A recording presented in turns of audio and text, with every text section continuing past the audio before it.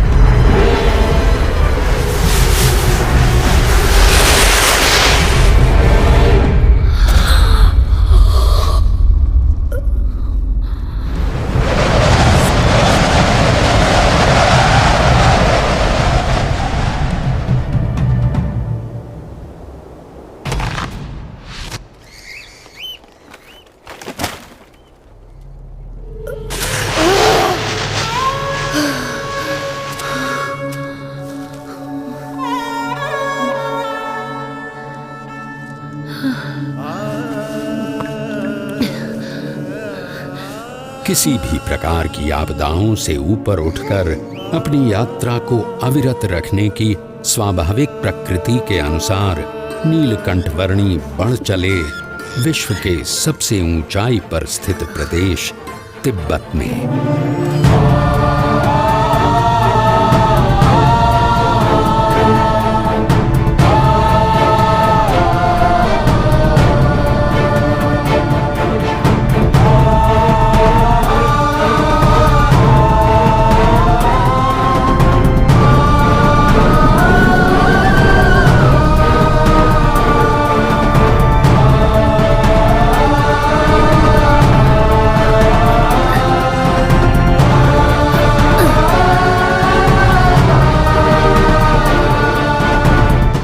मानो कोई भी विपत्ति ऐसी बनी ही नहीं थी जो नीलकंठ वर्णी के सदा आगे बढ़ रहे चरणों को रोकने में समर्थ हो, चाहे वो सफेद बर्फ से प्रतिबिंबित होकर आंखों को चौंधिया देने वाली सूरज की किरणें हों या साक्षात मृत्यु के समान उमड़ते बवंडर।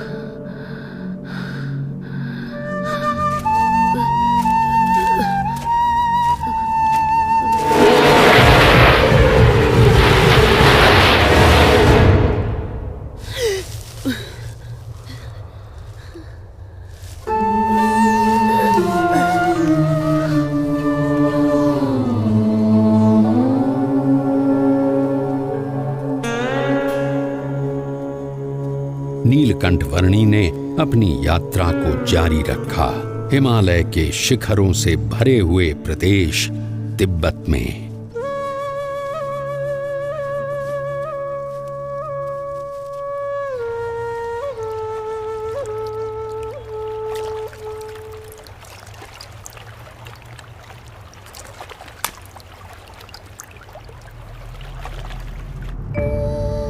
हिमालय के उत्तुंग बर्फीले पर्वतों का विश्व तिब्बत, जिसकी औसतन ऊंचाई 16,000 फीट है और जो विश्व की छत कहलाता है, वहाँ शीत ऋतु में 0 से नीचे 40 अंश तक के तापमान में नीलकंठ वर्णी अकेले मानसरोवर की ओर बढ़ रहे थे।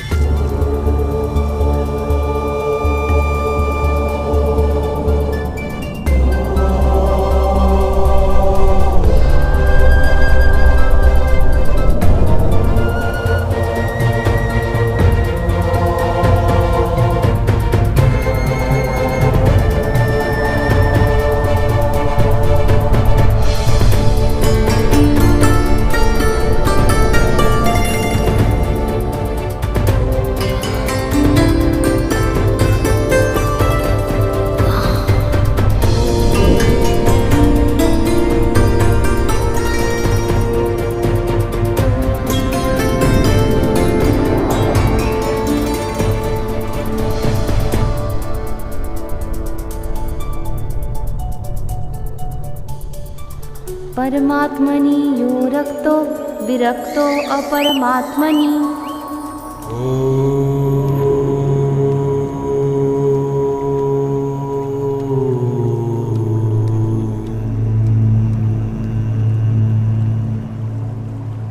ज्योतिर्मठ से मानसरोवर की यात्रा शुरू करने के लगभग 4 महीनों के समय में नीलकंठ वर्णी आ पहुंचे कैलाश पर्वत के निकट स्थित क्षेत्र में।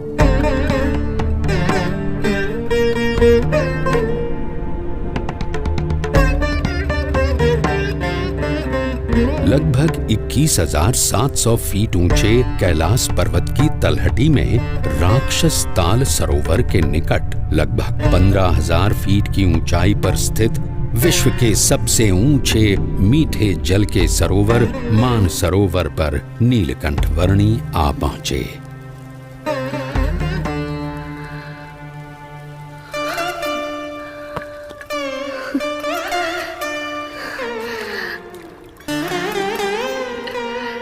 मानस क्षेत्र की प्राण घातक शीत ऋतु में नीलकंठ वर्णी ने संकल्प किया लगभग 320 वर्ग किलोमीटर में फैले हुए मानसरोवर की लगभग 88 किलोमीटर लंबी परिक्रमा करने का।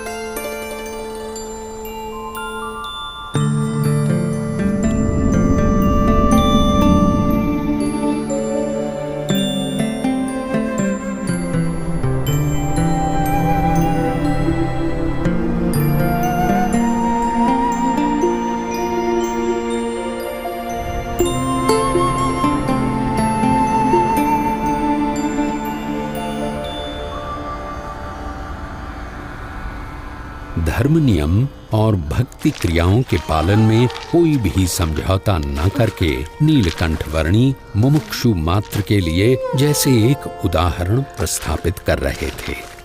जहां शीत ऋतु में पीने के लिए भी पानी की व्यवस्था उपलब्ध नहीं थी, वहां भी स्नानादिक नित्य नियमों का पालन करते हुए भक्ति पूर्वक नित्य पूजा के नियम को भी दृढ़ रखते हुए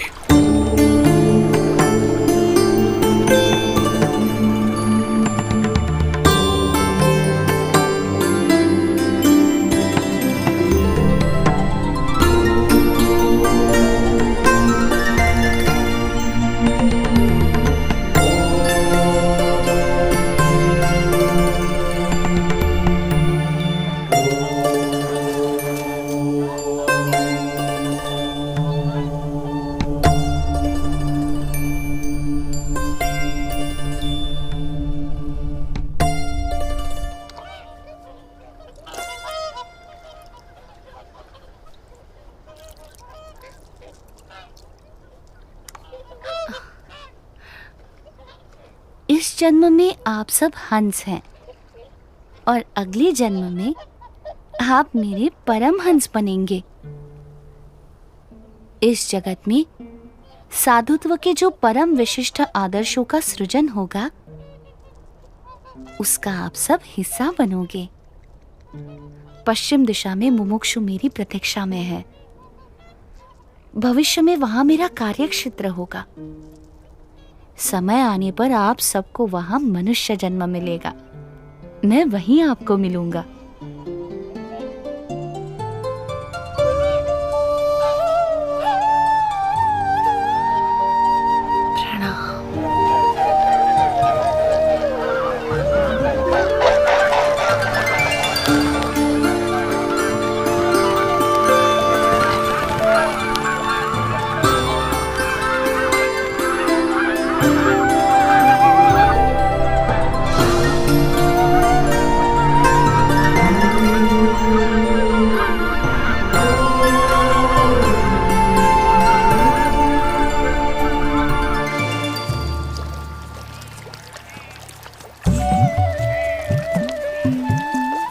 शीत ऋतु तिब्बत प्रदेश में बिताकर नीलकंठ वर्णी पुनः बद्रीनाथ जाने के लिए निकल पड़े।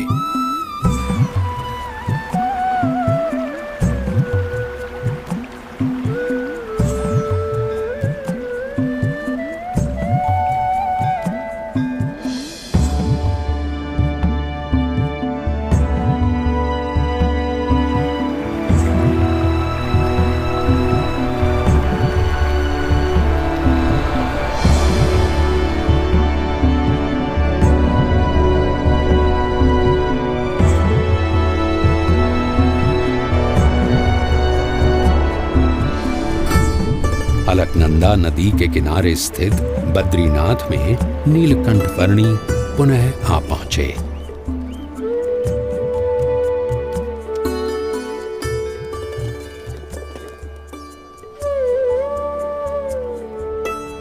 जय बद्रीनाथ जी की जय बद्री विशाल, जय बद्री। ओ पुजारी जी आ गए।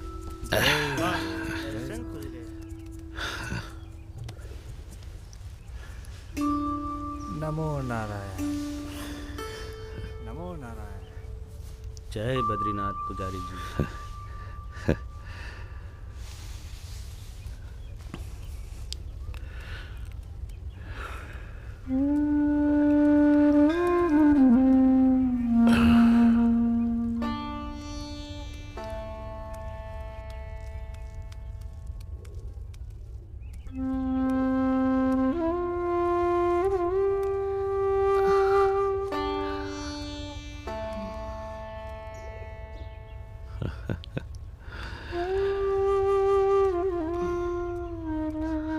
नीलकंठ वर्णी,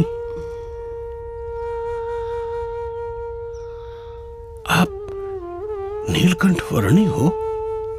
जी पुजारी जी। अरे प्रभु, जब भी आपको याद करता था तब चिंता होती थी कि आप किस हाल में होंगे, जीवित भी होंगे या नहीं। जाते समय मैंने आपको कहा था ना कि मैं आपसे फिर मिलूंगा, सो आ गया। परंतु आपका शरीर?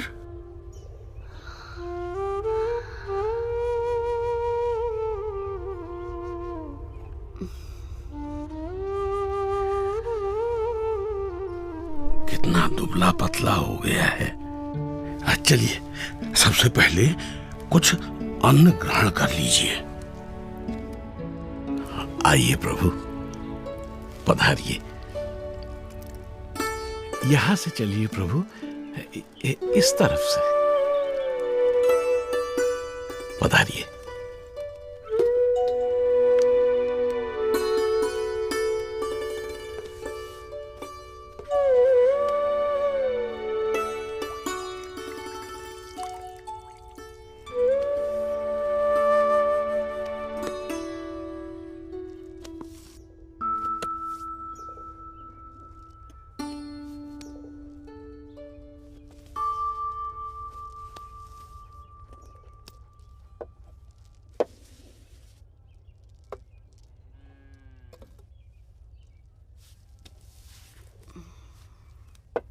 मानसरोवर जाने से पहले अंतिम भोजन आपके वहां ज्योतिर्मठ में किया था, और वहां से लौटकर प्रथम भोजन भी आप ही के यहाँ कर रहा हूँ।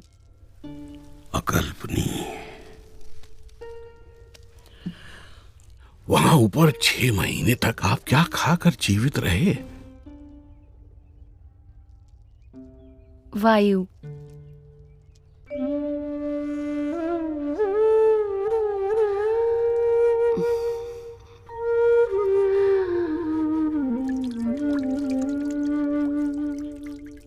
मुमुक्षुओं के भावों को परख कर उन्हें अपने संबंध से कल्याण के मार्ग पर प्रेरित करते रहने का नित्य क्रम नीलकंठ वर्णी ने अखंड रखा था। उनके साथ उनकी जगहों पर उनके ही जैसे बनकर रहते हुए। इस दुर्लभ मनुष्य जीवन का उपयोग परम कल्याण के लिए होना चाहिए, नाशवंत भौतिक सुखों के लिए नहीं।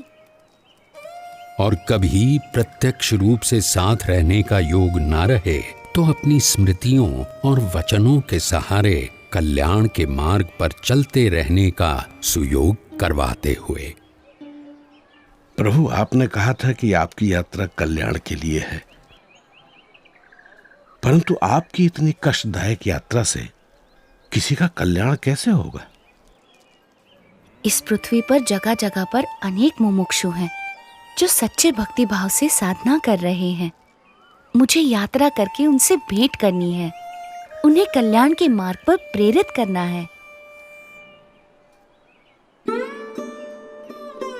दूसरों के कल्याण के लिए स्वयं पर इतना कष्ट? नीलकंठ, आपकी यात्रा सच में कल्याण यात्रा ही है। मेरा परम सौभाग्य कि मुझे आपकी सेवा का अवसर मिला। मेरा ध्यान रखने के लिए आपका भी धन्यवाद। आप अपना विशेष ध्यान रखिएगा नीलकंठ वर्णी। शुभम भवतु। प्रणाम।